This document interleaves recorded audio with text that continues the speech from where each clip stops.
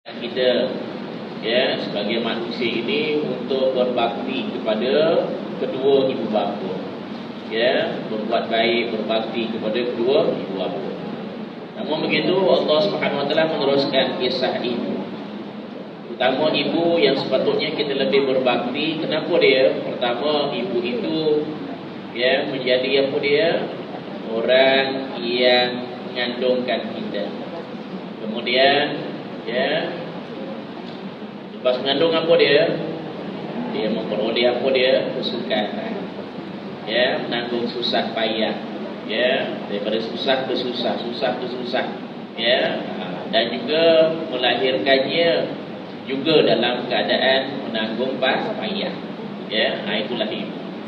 Kemudian ditanya oleh Rasulullah SAW kepada Rasulullah SAW, apakah amal yang terbaik? Maka Rasulullah menjawab, sembahyang pada waktunya. Kemudian apa lagi? Ditanya, kemudian Rasulullah SAW menjawab, berbakti kepada kedua ibu bapa. Ditanya lagi, apa lagi? Iaitu berjihad fi sabilillah. Jadi berjihad fi sabilillah itu datangnya selepas apa? Berbakti kepada ibu bapa. Kalau orang pergi berjihad tapi tidak baik dengan ibu bapanya, maka ini adalah satu perkara yang buruk. Dan redha Allah Subhanahu Wa Taala terletak pada redha kedua ibu bapa, dan kemurkaan Allah Subhanahu Wa Taala terletak kepada kemurkaan ibu bapa. Walaupun ibadat kita bagus, tapi derhaka kepada ibu bapa ni, maka ditolak oleh Allah Subhanahu Wa Taala. Tetapi kalau ibu bapa kita redha terhadap diri kita, insya-Allah Allah redha terhadap diri kita. Maka ini kita ingat-ingat sabda Rasulullah SAW. Jangan sangka kita ni ibadahnya bagus, amalnya bagus, tapi derhaka kepada ibu bapa. Jangan sangka Allah Subhanahu Wa Taala suka dengan kita. Malah Allah Subhanahu Wa Taala murka terhadap diri kita. 3 yang tidak bermanfaat bersamanya amalan-amalan. Apa dia? Mensyirikkan Allah. Kalau mensyirikkan Allah, segala amalan kita tidak terima oleh Allah Subhanahu Wa Taala. Allah sangat murka dengan orang yang mensyirikkannya, yang menduakannya, yang mengaku ada Tuhan dan yang berkuasa selain Allah Subhanahu Wa Taala. Kedua, mendurhaka terhadap ibu bapa, uququl walidain. Dan yang ketiga, lari daripada medan peperangan. Jadi amalan kita tidak diterima oleh Allah Subhanahu Wa Taala kalau mendurhaka terhadap ibu bapa. Dan satunya lagi, sebesar-besar ataupun dosa yang paling besar ialah 3. Sama seperti tadi, syirik kepada Allah Subhanahu Wa Taala, kemudian menjadi orang yang mendurhaka terhadap ibu bapa, dan juga menjadi orang yang namanya bersaksi dusta. Ibu menjadi saksi ni, baik kita jangan jadi saksi daripada menjadi saksi yang dusta. Orang yang tak bersalah kita kata dia salah, orang yang salah kita kata dia tak salah, dan berbagai lagi. Orang buat sesuatu kita kata dia tidak, orang buat kita kata tidak, orang tidak pun kita kata ya. Maka ini adalah satu perkara yang paling buruk. Dan Rasulullah SAW bersabda lagi, celaka, yakni terhina orang yang mendapati kedua ibu bapanya atau salah seorang di antara keduanya pada umur tua, sedang mereka menyebabkannya tidak dapat masuk syurga. Dan kalau baik dengan kedua ibu bapa kita yang telah tua, insya-Allah menjadikan wajib kita masuk syurga. Tapi kalau tidak baik, itu menjadikan apa dia? Menghalang daripada masuk syurga. Seterusnya muka surat 302.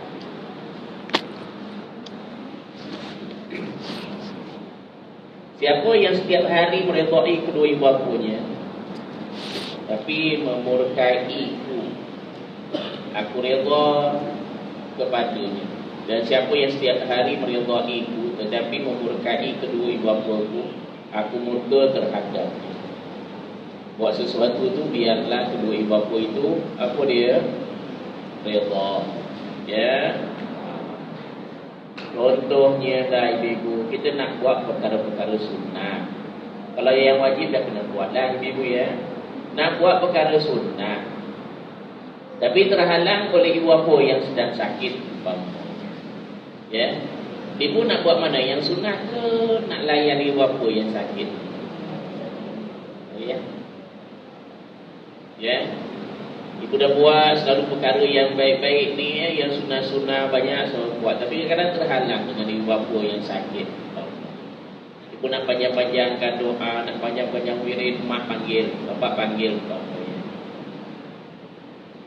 boleh jangan Pak, nantilah Pak, dia tengah wirid tu yang panjang ni Pak, ni malam Jumat nak wirid yang panjang dah, sibuk je Pak. Agak mana bagus? Ya, sedangkan kita ahli wirid umpamanya, kalau bukan ahli wirid, bila bapak sakit baru nak wirid tu ngada-ngada nama dia. Betul.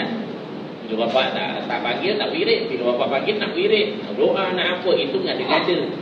Tapi kalau dia memang ahli wirid, malam Jumaat macam-macam wirid dia baca, itu panjang-panjang. Tiba-tiba mak panggil, bapak panggil umpamanya, apa nak buat? Tinggalkan. Jadi itu. Betul. Setiap hari Jumaat datang ke Syakirin nak belajar. Mak kata, nari kau jangan belajar lah. Mak badan mak lain macam nari. Gigil pagi ni. Tak apalah mak, tak lama lah mak. Pukul 10.30 balik rumah lah mak. Mak tinggal aja. Maknya kata jangan. Tak apalah mak duduk. Mak kata jangan. Mak dari macam ni badan ni. Pergi juga. Balik-balik mak dah kata. Itu menjadikan kemurkaan Allah Subhanahu wa taala. Ya, padahal kita nak pergi satu tempat untuk menuju keridhaan Allah Subhanahu wa taala, tetapi maknya sangat memerlukan. Ya.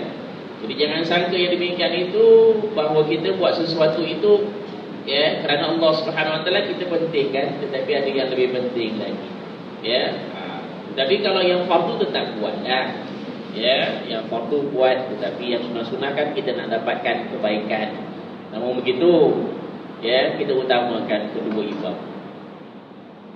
Baik. Kemudian disebutkan bahawasanya berbakti kepada kedua ibu bapa itu. Ini sebelah ya.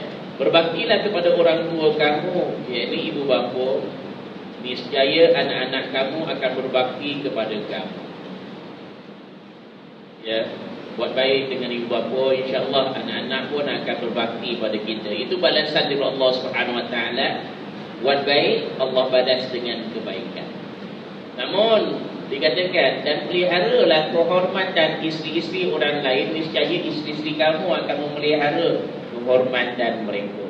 Sama jugalah, jangan jadi playboy. Isteri ada tapi kacau sana kacau sini, anak dara, mak dara, semua. Ya.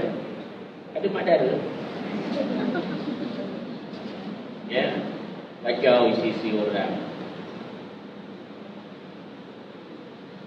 Baik dengan isteri, baik dengan isi-isi orang, jangan kacau, insya-Allah isteri akan baik. Kalau kacau orang, ini khusus untuk lelaki. Khusus untuk lelaki. Tapi kalau perempuan macam mana buat? Dah ada suami, masih kacau-kacau suami rumah. Sama ada hujah atau pak hujah atau atuk hujah, hujah juga nama. Teruna nama dia, hujah. Dah ada cucu pun, teruna juga. Ada cucu pun, hujan juga. Boleh tak agak-agak? Jauh lebih tak boleh. Ya, jadi ingat-ingat di bingung. Ya, ada yang baik, ambil yang baik. Diumpamakan orang yang dah ada isteri atau ada suami, kemudian melakukan sesuatu yang baik dengan dia buat kejahatan dengan orang lain. Maknanya suami dah ada isteri tapi buat kejahatan dengan perempuan lain. Adalah diumpamakan di hadapannya adalah makanan yang sangat baik dihidangkan kepadanya, dan lagi satu makanan yang sangat busuk, yang sangat buruk, sangat basi dihadapkan di hadapannya. Maka suami ini memilih makanan yang sangat busuk. Kita nak pilih yang baik. Dan kalau ikut akal fikiran kita, nampak satu yang baik, satu busuk, dan tentu kita buang yang busuk lah. Itu semua orang macam itu. Akan ambil makanan yang baik, yang bersih.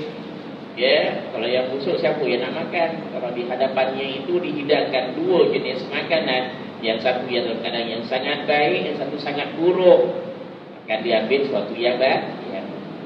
Itulah keadaannya kalau orang itu sudah ada isteri, tetapi apa dia bermain dengan perempuan-perempuan lain.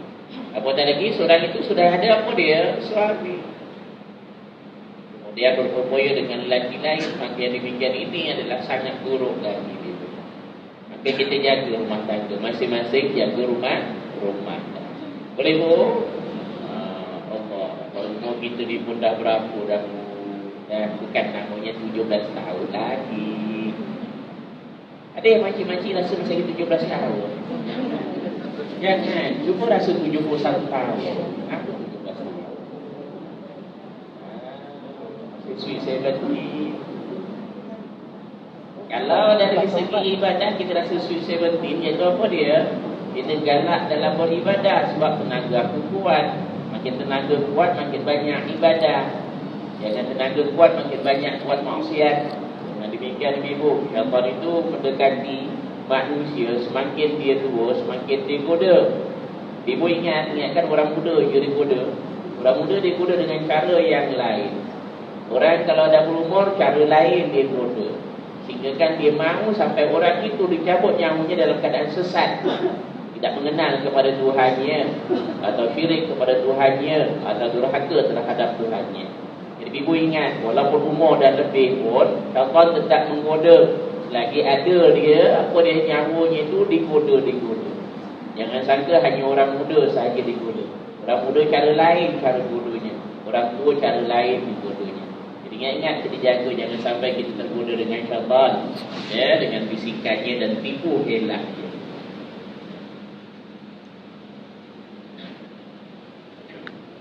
Ada satu peristiwa Rasulullah SAW didatangi oleh seorang lelaki meminta izin kepada Rasulullah. Ya Rasulullah, ya, aku ingin berjihad, izinkan aku untuk berjihad. Rasulullah tanya kepada pemuda ini, ya, adakah kedua ibu bapa kamu masih hidup? Rasulullah kenal pemuda. Ya, ibu bapanya adalah ibu bapa yang sudah tua, yang mengharapkan kehadiran anaknya setiap masa.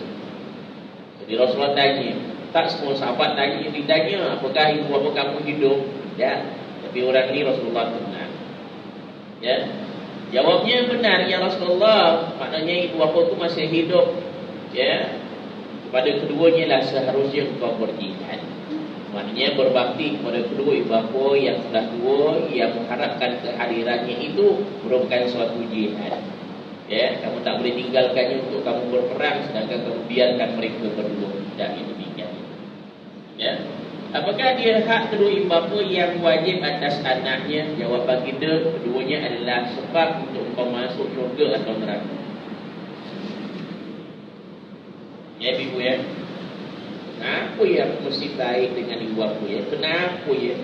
Itu sebab sama ada kamu baik dengannya menyebabkan kamu masuk syurga, atau kamu buruk terhadapnya menyebabkan kamu masuk neraka. Sebab itu kita kena baik dengan kedua itu bapa. Bentik, adiknya bentik. Kalau ibu tak faham, ibu pergi belajar bahasa Melayu, belajar lagi. Dah masuk sampai universiti, bahasa Melayu dapat A, mungkin boleh faham. Boleh? Tak payah kan, bahasanya senang kan? Senang tak bu? Faham? Itu dia. Kenapa kita kena berbaik dengan kedua ibu bapa? Dua orang ini, iaitu bapa dan ibu, yang menyebabkan kamu boleh masuk syurga ataupun boleh menyebabkan kamu dicampakkan ke dalam neraka.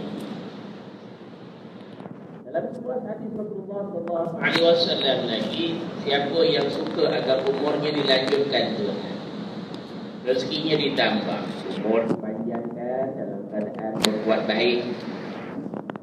Umur panjang ini ada dua macam. Satu yang dimurkai Allah Subhanahu Wa Taala, Allah berikan panjang umur. Makin panjang umur makin buruk rancangan. Tapi Yang dimaksud sini iaitu apa dia? Umur yang diberikan Allah Subhanahu Wa Taala menyebabkan apa dia? Umur akhir-akhir itu banyak berbakti. Macam-macam amal saleh yang dibuat. Ini umur yang diberkati oleh Allah Subhanahu Wa Taala. Dan juga murah rezeki. Ada orang murah rezeki daripada muda sampai umur berapa pun rezekinya tak habis-habis.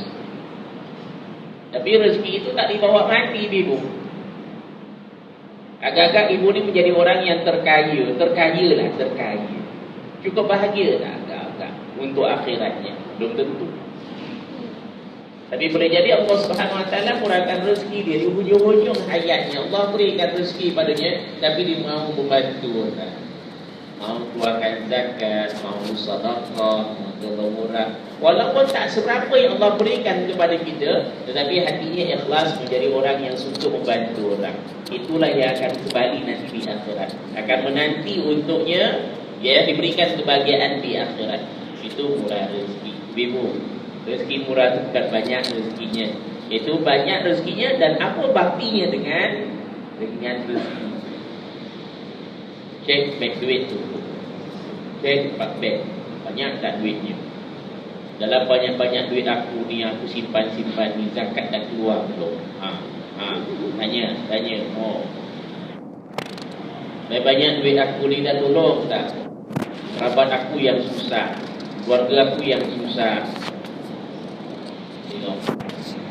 Jadi kalau duitnya banyak, tapi menjadi orang yang paling pelokek, padahal dia mampu untuk membantu, tapi dia jadi orang yang pelokek, Allah akan seksa dia di akhirat.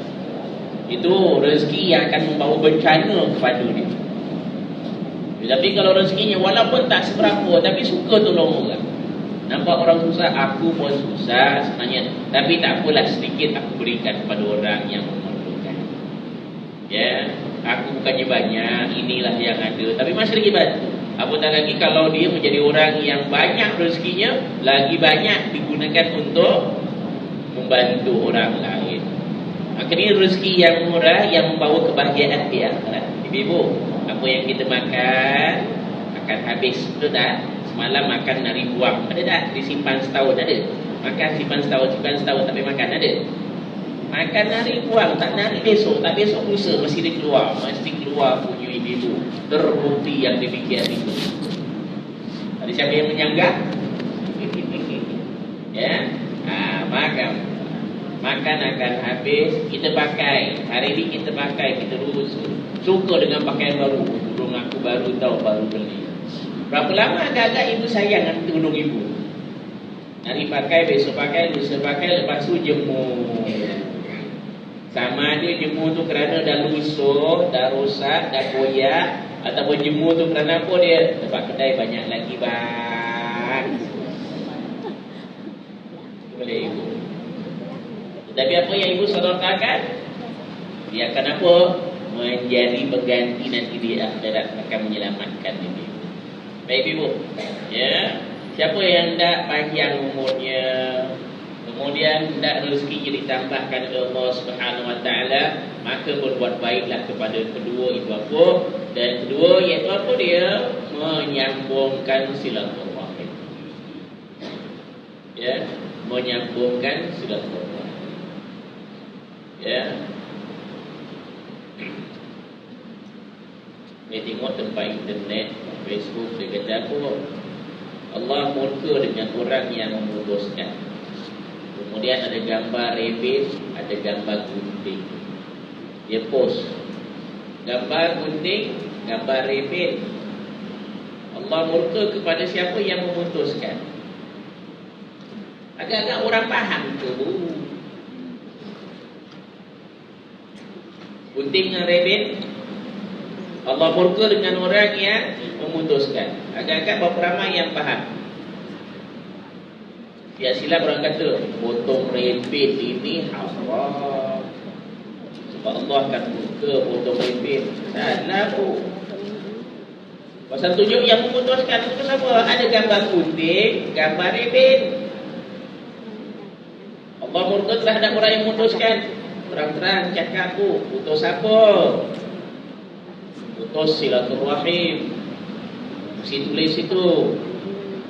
Allah memurkai orang yang memutuskan apa? Silaturahim, bukan potong rebit. Sebab tu ibu kita kalau nak buat apa-apa, nak post apa-apa, dia terang, biar orang tak salah faham. Kalau orang salah faham apa benda ni potong rebit, Allah murka terhadap orang yang memutuskan. Pun sama kalau ibu tak apa dia, Allah redha terhadap orang yang menyambungkan. Mungkin ibu ambil tali, ibu ikat sebabnya. Apa dia menyambungkan? Sambung apa? Orang yang faham adalah orang yang belajar. Dia pernah dengar hadis itu, tahu maksud dia. Orang awam mana tahu. Ibu kalau nak post dia terang, dia jelas. Jangan mengelirukan. Baik tidak post sesuatu kalau yang dia post tu mengelirukan. Sudah bu, nanti ibu sambung rambut. Allah merahmati orang yang menyambungkan. Dah semua ibu pakai wig minggu depan. Pakai rambut panjang-panjang. Ya, ibu sambungkan silaturahim, utama keluarga yang terdekat dan yang lainnya, jangan memutuskan. Ya. 3 yang Allah Subhanahu Wa Taala mengharamkan, iaitu mengharamkan mencium bau syurga. Ya, siapa dia? Tai arak. Apa tai arak? Kita sebut apa dia? Kaki todi. Sudah sikit lah kaki todi pula. Kaki arak. Ya, orang yang ketagi arak. Kedua, penderhaka kepada kedua ibu bapa.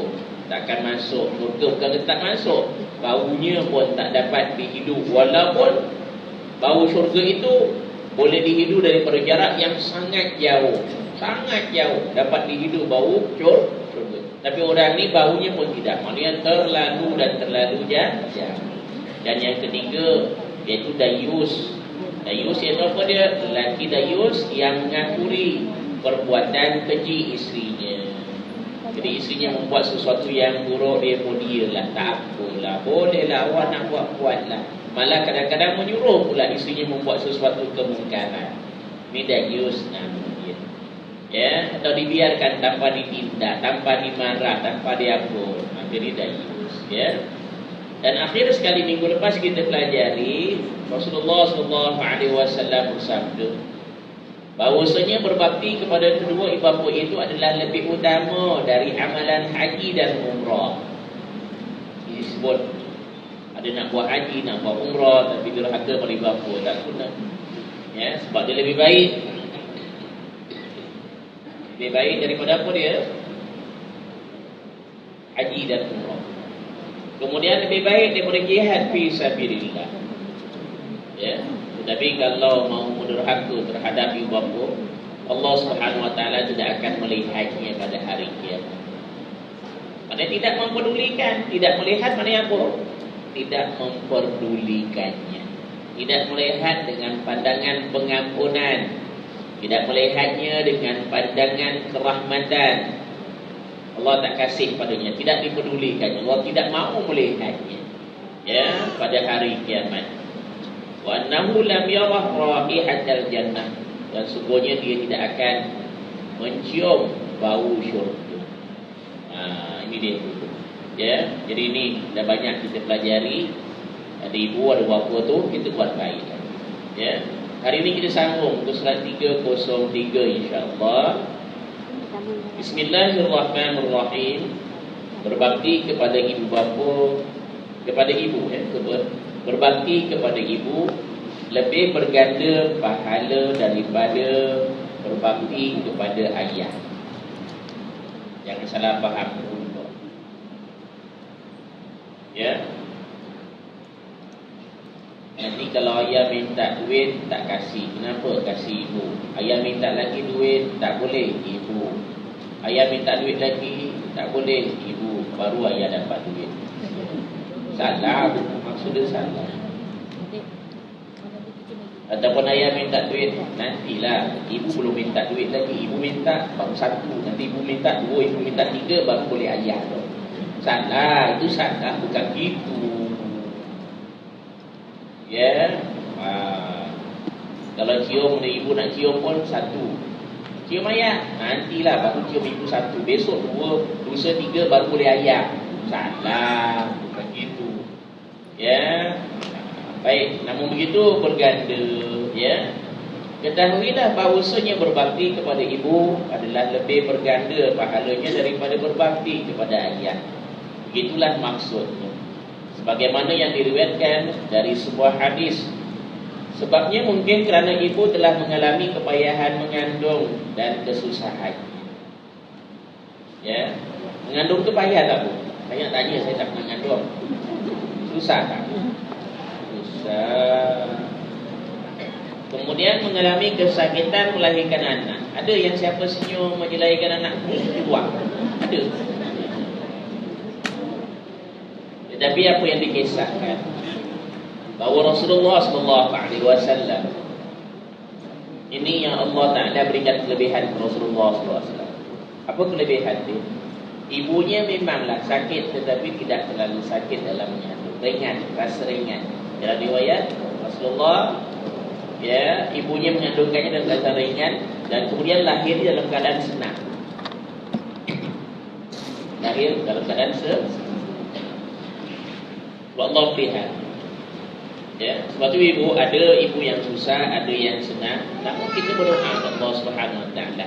Ada orang yang ikhtiarkan tu nak melahirkan, betul kata lahir je lah. Tapi kita ada ikhtiar dengan air-air doa. Mudah-mudahan doa daripada orang-orang yang baik, orang-orang yang soleh.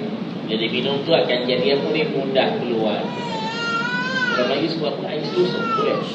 Selusuk ke selasih. Agak-agak anak-anak sekarang tahu dah air selusuk. Sekarang apa? Tahu tak? Dah tahu ya? Kau minum Coca-Cola je banyak ada kata. Apa air selusuk tu sebenarnya? Adalah air doa daripada Allah Subhanahu Wa Taala. Pertama air tu apa dia? Minta kepada Allah Subhanahu Wa Taala dengan izin, semua dengan izin Allah Subhanahu Wa Taala. Ibu, saya cakap dengan ibu, kadang-kadang nak cari orang tua lagi dah susah, nak cari mana. Ibu sendirilah buat. Ibu berfikir, katakan subuh berfikir banyak, doa banyak. Ambil air satu tu, ibu doa. Ibu baca apa? Ibu doa lah. Apa doanya? Ya Allah, permudahkanlah kelahiran cucuku. Susah ke nak atur bahasa? Ya, bacalah. Ya Hayyu Ya Qayyum Ya Dzal Jalali wal Ikram. Ibu kalau doa ibu ya, ada nama Allah tu banyak. Tapi ada disebutkan nama Allah yang azam. Bukanlah doa-doa yang penting-penting. Ibu sebut Ya Allah. Ibu hafal, jangan tulis dulu. Ya Allah, Ya Rahman, Ya Rahim. Ini tiga ibu dah hafal dong? Dah ya, tiga kau tak hafal juga, tak tahulah. Ya. Kemudian ibu tambah apa dia? Ya Hayyu, Ya Qayyum, Ya Dzal Jalali wal Ikram. Ini nama-nama Allah yang azam, yang agung, the great. Ibu hafal tu? Ya Allah, Ya Rahman, Ya Rahim, Ya Hayyu, Ya Qayyum, Ya Dzal Jalali wal Ikram. Ibu gunakan untuk doa-doa.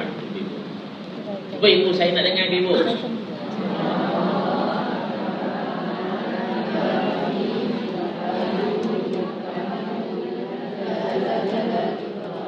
Buat sikit. Ya Allah, Ya Rahman, Ya Rahim, Ya Hayyu, Ya Qayyum, Ya Dzal Jalali wal Ikram. Jadikan doa. Kan ada nama-nama Allah yang namanya Al-Husna. Nama apa dia? Al-Husna. Tapi ada nama-nama Allah yang namanya Al-A'zam. Dalam Asmaul Husna tu ada namanya Asmaul A'zam. Husna tu yang baik-baik, nama Allah yang baik-baik. Namun ada beberapa nama yang ulama katakan Ismul A'zam. Dan tu apa dia? A'zam maknanya yang agung. Dalam yang baik tu ada yang terpilih. Ya Allah, nama Allah Lafzul Jalalah, Ya Rahman, baik pengasih. Rahim, wahai penyayang. Ya Hayy, wahai Tuhan yang menghidupkan. Ya Qayyum, Tuhan dan menghidupkan apa dia? Tuhan yang memelihara. Ya Dzal Jalali wal Ikram, yang mempunyai keagungan dan kemuliaan. Ya, ibu nak tulis kalau takut lupa. Ya, sebutannya biar betul. Ya Allah, Ya Rahman, Ya Rahim, Ya Hayy. Hayy hidup. Ya Hayy. Ya Haya. Jadi Haya yang ada apa dulu? Ada satu. Ya Hayy. Ya Qayyum. Ya Qayyum mana Tuhan yang memelihara. Ya Dzal Jalali wal Ikram. Kan nama Allah ada namanya Dzul Jalali wal Ikram, tapi kalau pakai ya, jangan pakai ya Dzul Jalal. Kalau pakai ya mesti apa? Ya Dzal Jalali wal Ikram, baris atas. Kalau ibu baca Asmaul Husna apa dia? Dzul Jalali wal Ikram. Ada tu kan? Dzul Jalali baris depan. Tapi kalau taruh ya, kita kena bagi apa dia? Ya Dzal Jalali wal Ikram. Ya, lagi sekali bu. Ya Allah, Ya Rahman, Ya Rahim, Ya Hayyu, Ya Qayyum, Ya Dzal Jalali wal Ikram. Aku mohon kepadamu ya Allah, permudahkanlah kelahiran anak ini ya Allah. Mudahkanlah ibunya dalam menahan penderitaan ya Allah. Ibu baca, ibu banyak zikir, ibu tiupkan pada air dengan baik, berikan pada anak minum. Ya. Tapi orang-orang tua dah sebut, kalau nak kasih anak ni dah ada tanda-tanda. Jangan baru 7 bulan dah kasih. Orang dah tua. Cik saja macam gini ya. Itu ada dia punya pandangan. Kalau orang dulu tu dia punya semua hal tu, dia punya tu tajam. Kalau yang betul-betul punya kasih minum aja tak sampai 24 jam keluar. Ya. Jadi itulah. Namun kita minta pada siapa bu? Kepada Allah. Minta kepada Allah. Sebab apa dia? Kita kesian. Rasulullah SAW Allah pelihara. Ibunya menanggung penderitaan dalam menghamilkannya itu kurang. Jadi diriwayatkan dia tidak terlalu kuat pada dalam dia itu, tak bising, tak degil. Kemudian melahirkan dalam keadaan muda. Wallahu a'lam bishawab. Ada satu riwayat yang demikian itu. Sebab pemeliharaan daripada Allah Subhanahu wa taala. Jadi ibu minta kepada Allah Subhanahu wa taala. Ya, jangan sampai tak diberikan. Ya, air ulusuh tak tahu apa benda. Ya, kemudian minta kepada Allah Taala kasihkan. Ya, kasihkan. Itu tujuannya, ya. Kalau ada bapa dan ibu nak buat, boleh. Bapaknya pun boleh buat, ibunya pun boleh buat. Ya, minta dia minta. Jadi bu, doa tadi itu yang Ya Allah, Ya Rahman, Ya Rahim, Ya Dzal Jalali wal Ikram itu bukan kata hanya untuk air lulus wajah aku sahaja. Dan anak zaman sekarang nak pressure bacalah. Ya. Kadang orang minta air, Ustaz, ada air, kenapa anak saya nak pressure? Apa saya baca? Agak ibu baca, saya baca sesuatu yang ibu tak hafal. Ada ibu hafal semua tu. Saya nak baca apa ya? Banyak boleh baca. Tetapi takkan nak baca banyak pun. Dia bukan nak zikirnya. Baca Fatihah. Betul tak bu?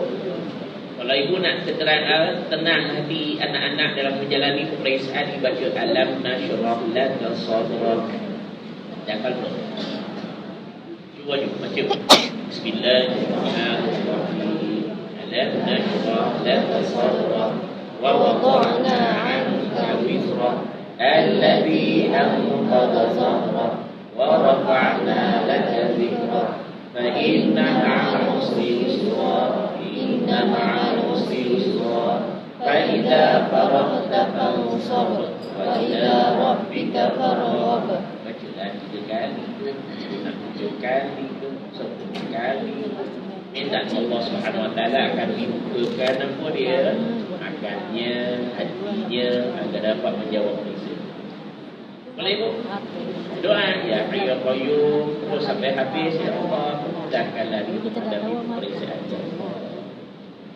Ibu nak baca Allah, Al-Fatihah, Qul a'udzu birabbin nas.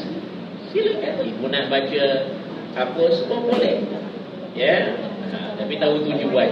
Alam Nashrah itu adalah pembukaan hati, fikiran. Kalau sempit-sempit hati anak kita nak belajar tu baca tu. Ya, wallahu a'lam bissawab itu ya, namun ibunya adalah ahli ibadah. Kalau baca-baca ibunya si tak sembahyang, tak puasa, tak apa, ni autah, kosong air, kau bacalah 1000 kali. Tak ada gunanya. Pertama ibadah kita selalu minta tolong kepada Allah Subhanahu Wa Taala. Maka bacalah yang demikian. Ya. Baik, kita baca seterusnya Ibu.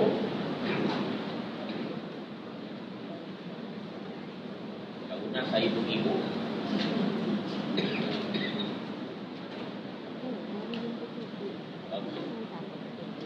Kemudian apa lagi susahnya? Menyusu dan membelanya hingga besar. Dan seterusnya biasa memberikan perhatian yang lebih dengan penuh mesra, belas kasihan dan kasih sayang. Wallahu a'lam bissawab.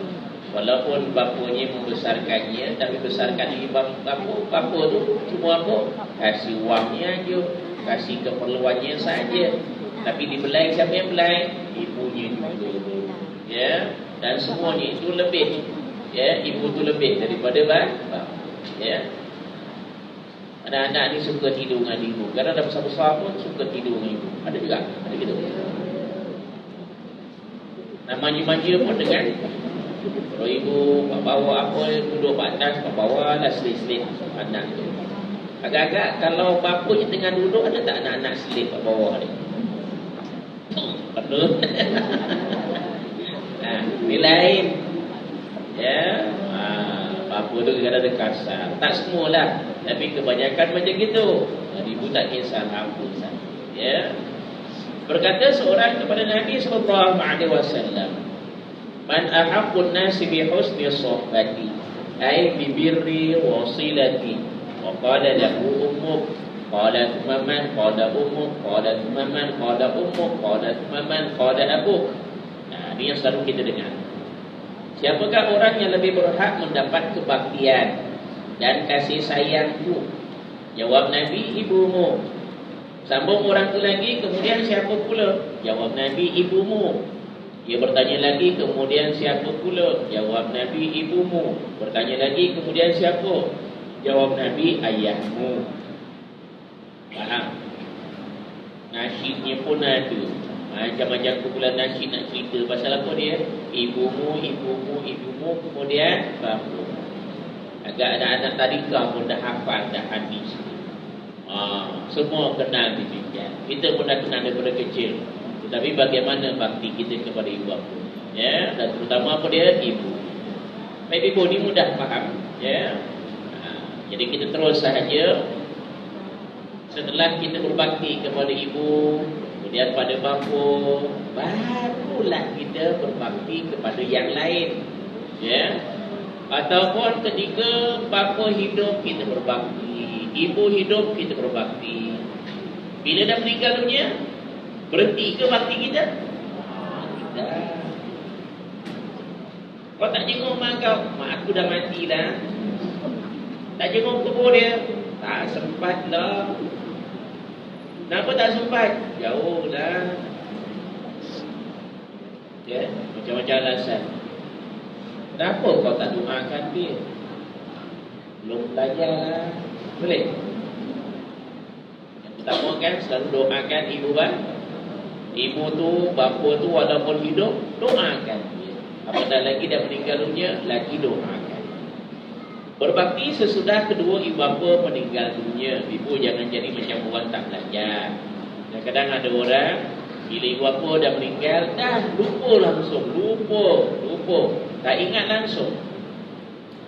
Nak pergi kuburnya kata apa dia? Tak apalah, kita pergi hari raya je lah. Hari raya nak pergi, alamak jam lah, banyak kereta, tak payah balik lah. Dapat masuk pula, gaduh pula nak pakai kereta lain, kereta langgar kereta lain. Tak payahlah, minggu tahun depan tak payah datang lagi pula. Kalau itulah baktinya, itu salah Habibur. Ya, jadi inilah kita tengok lepas ibu bapa meninggal dunia, bagaimana bakti kita. Akan menziarahi kuburnya, menyiram, taruh bunga, taruh kipas. Ibu taruh kipas, rugi ibu.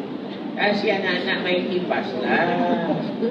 Ibu nak tabur bunga sikit-sikit, kalau banyak tu baik. Taruh pada dapur cantik-cantik, jadi hiasan. Ya, taruh pokok kelapa, pokok pelang. Allah. Ya. Lebih senang lagi apa dia? Buat dapur-dapur dia besar-besar, panjang-panjang, tinggi-tinggi, berat-berat, mahal-mahal. Apakah itu bakti kita? Saya terangkan ibu ya. Kalau ada keluarga kita meninggal dunia, kalau nak buat kubur dapur-dapur dia tu ala kadar saja, supaya tanahnya tak apa tu. Wah, itu kan maksudnya kan. Tapi kalau tanahnya terbesar ke apa tu, masukkan batu betul kan. Cuma tak mau apa, tak keluar. Jadi buat yang paling murah sudah. Jangan ngada-ngada. Ada the latest punya model tak? Ada yang mahal sikit, mahal sikit. Ada yang berapa tingkat, berapa tingkat? Satu tingkat, boleh 3 tingkat tak? Batu apa ni? Bagi marmar putih boleh tak? Mahal. Tapi suatu perkara yang buruk ibu lakukan demikian. Ya, jangan demikian. Kalau ambil yang mudah, sudah. Yang sedikit-sedikit itu sudah. Apa dia punya maksud? Supaya tidak, apa dia? Tidak runtuh, tanahnya tak terlepas ke mana-mana. Kemudian, apa maksudnya? Supaya dapat dikenal mana dia. Itu saja kan? Dapat dikenal. Baik, kita lihat. Sebagaimana wajib seseorang itu berbakti kepada kedua ibu bapanya dalam masa hidup mereka, begitu pula wajib atasnya berbakti kepada keduanya sesudah mereka meninggal. Caranya ialah dengan memohon doa dan istighfar sebanyak-banyaknya untuk mereka kedua. Pertama sekali itu, gariskan. Pertama apa dia? Doa. Dalam buku ini disebutkan apa dia? Doakan banyak-banyak. Apa nak banyak-banyak? Jangan setahun sekali baru nak buat kenduri. Dia dah masuk bulan Rajab, nanti masuk bulan Syakban, sibuk semua nak kenduri. Pak Imam tak tahu mana nak pergi. Satu panggil sini, panggil situ, panggil semua panggil. Betul ke bulan Syakban? Bulan puahan. Masuk Rajab, Syakban dia semua panggil kenduri. Betul ke? Ada hadis ke bahawa bulan Syakban itu mesti buat kenduri? Buat dia tidak. Tapi kenapa kita sebut mesti bulan Syakban? Gadak lagi seminggu lagi nak Ramadan. Allah yang belum buat kabut. Pak Imam datanglah malam minggu tak boleh. Malam Sabtu, malam Jumat, malam Senin pun boleh lah. Allah. Ibu, disuruh doa banyak-banyak. Yang boleh doa banyak-banyak adalah Alhamdulillah sendiri. Setiap harinya. Jangan terlepas setiap harinya itu berdoa. Kalau satu hari satu malam tak doakan, itu satu kerugian. Ya, kalau boleh setiap doanya. Saya kalau doa, kalau pendek-pendek, macam ada pendek-pendek pun doa ibu aku jangan lupa. Termasuk tanggungjawab kita. Mudah-mudahan nanti Allah balas anak-anak kita. Kalau kita tak ada, anak-anak kita balas dengan apa? Hari-hari pandai dia berdoa. Ya, maknanya banyak-banyak ya berdoa untuk mohon istighfar daripada Allah Subhanahu wa taala. Kemudian apa dia? Bersedekah.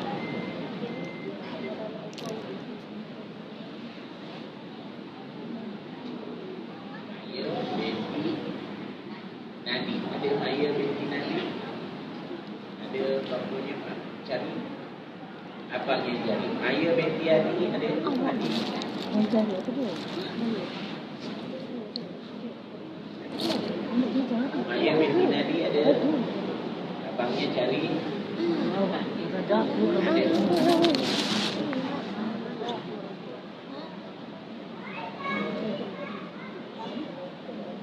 Nabi Ibu berdoa, kemudian bersedekah. Bersedekah ini ada orang katakan sedekah itu hanya apa dia? Hanya untuk ketika dia hidup. Tapi sebenarnya anak-anak kalau sedekah gunakan nama ibu atau bapa boleh. Walaupun ada bahagiannya, kenapa dia? Bila dia meninggal dunia dah habislah amalan dia. Kalau dia sedekah dah dia dapat. Kemudian kalau dia meninggal dunia, maka tak ada lagi lah. Kalau anak-anak tu buat pun, kalau daripada harta yang dia tinggalkan ada.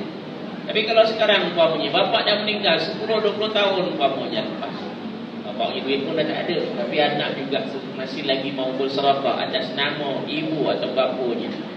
Ada sebagian ulama katakan boleh sampai sedekah, boleh sampai. Ya. Waktu kadang-kadang orang wakafkan masjid, wakafkan itu pakai apa? Nama bapa dia atau nama ibunya, padahal dah lama meninggal dunia. Boleh tak? Boleh.